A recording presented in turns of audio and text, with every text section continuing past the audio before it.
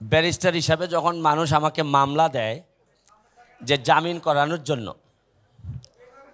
ধরেন কারো ভাই কারো চাচা বাবা জেলে আছেন, তা আমাকে বলে যে প্লিজ যত যত দ্রুত সম্ভব জামিন করাইতে হবে, একেবারেই আমারে শান্তি দেয় না।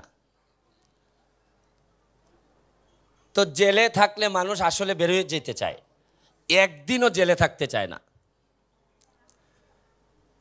কিন্তু সমস্যাটা কোথায় জানেন? জেল থেকে তো বের হইতেই চায়, কিন্তু এখন আমার অবস্থাটা এরকম, আমি এমন এক দেশের এমপি হয়েছি যে দেশের বেশিরভাগ মানুষ এই দেশটা ছেড়ে দিতে চায়। যে সবাই যেখানে দেশ ছাড়তে চায়, আমার সামনে যারা আছেন তারা কেন জানি অন্যরকম, তারা দেশে থেকেই দেশটারে করতে চান।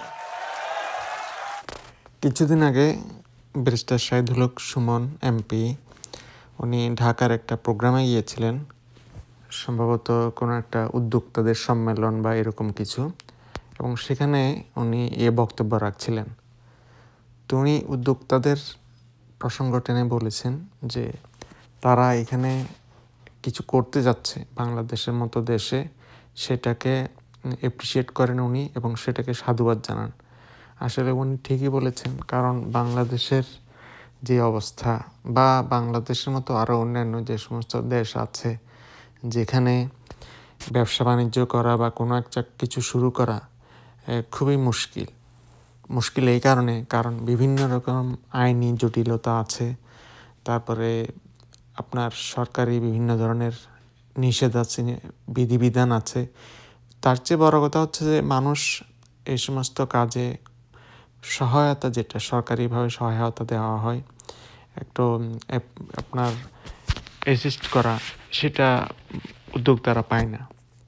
তবুও এত সব কিছু আমলাতন্ত্র বা বিধিনিষেধ উপেক্ষা করে অনেক উদ্যোক্তা এখন বাংলাদেশে এগিয়ে যাচ্ছে, তারা কিছু একটা করার চেষ্টা করছে। আর এটাকে একটা সুবিধাজনক পর্যায়ে নিয়ে গেছে ইন্টারনেট সেবা বা ডিজিটাল সেবা। এর কারণে মানুষ কিছু একটা করতে পারছে। তো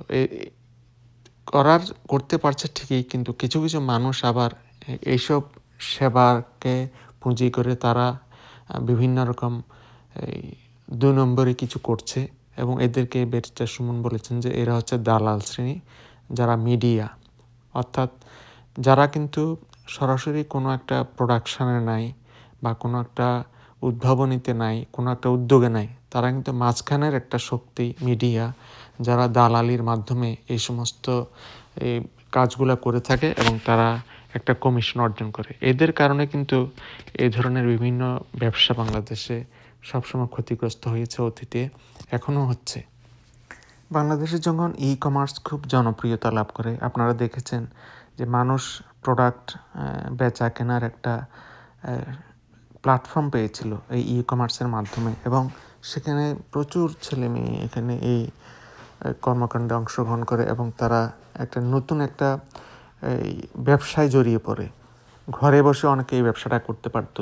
তবে এটা অনেকের জন্য সুবিধা হয়েছিল, বিশেষ করে নারীদের জন্য এটা খুব একটা প্রমোশনাল একটা অ্যাক্টিভিটিস ছিল, এবং তাদেরকে নিজের পায়ে দাঁড়ানোর একটা অবস্থান তৈরি করেছিল এই কমার্স।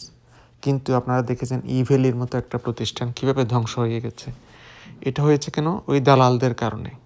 কিছু মানুষ যারা কোনো কিছুতে অংশগ্রহণ করে না, কোনো কিছু করে না, সবসময় 2 নম্বরেই খারাপ চিন্তা করে, তারা এই ধরনের ব্যবসাকে কন্ট্রোল করে এবং নিয়ন্ত্রণ নিয়ে নেয়, এবং এই সমস্ত দালালদের কারণে এই ইভ্যালির মতো প্রতিষ্ঠান ধ্বংস হয়ে গেছে।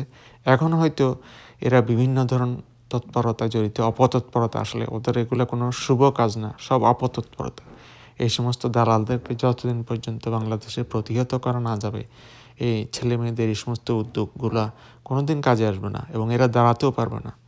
তো ব্যারিস্টার সুমনের মতো এখন লোক দরকার আসলে বাংলাদেশে। ব্যারিস্টার সুমনের মতো লোক দরকার কারণ এই সমস্ত অপতৎপরতা যদি বন্ধ করা না যায়, এই সমস্ত 2 নম্বরই কাজ বা মিডিয়া বা দালালদের তৎপরতা যদি রুখে দেওয়া না যায়, তাহলে কিন্তু আমাদের আগামী প্রজন্মের ভবিষ্যৎ অন্ধকার। তারা এগিয়ে যেতে পারবে না। তারা যে সমস্ত বিভিন্ন ধরনের নতুন নতুন কাজ তারা আনছে বাংলাদেশে বা তৈরি করছে বিভিন্ন প্ল্যাটফর্মে, তারা খুব ভালো করছে। কিন্তু এই সমস্ত দালালদের কারণে যারা খুব হাই লেভেলে আছে, এটাই হচ্ছে সমস্যা। এই সমস্ত দালাল বা ফরিয়া বা ব্রোকার, এদের হাত কিন্তু অনেক উপরে এবং এরা একদম খুবই উঁচু লেভেলে আছে, যাদেরকে ধরা ছোঁয়া যায় না। এখন এদেরকে প্রতিহত করতে না পারলে আমাদের বাংলাদেশের ছেলে মেয়েদের ভবিষ্যৎ অন্ধকার। এই জন্য এখন এই ছেলে মেয়েদের এটা একটা কাজ হবে, এখন এই সমস্ত দালাল চক্রকে চিহ্নিত করা এবং তাদেরকে প্রতিহত করা। আমার বাংলাদেশের এটা ভাগ্য আমি বলবো যে ব্যারিস্টার সুমনের মতো একটা লোক তারা পেয়েছে। তো এখন আরও কয়েকটা সুমন দরকার বাংলাদেশে, যদি আমাদের আগামী প্রজন্মকে বাঁচাতে হয়, আগামী তরুণ প্রজন্মকে একটা ভালো পর্যায়ে নিয়ে যেতে হয়। আপনাদের সবাইকে শুভেচ্ছা, ঈদের অগ্রিম শুভেচ্ছা। সবাই ভালো থাকবেন, সুস্থ থাকবেন।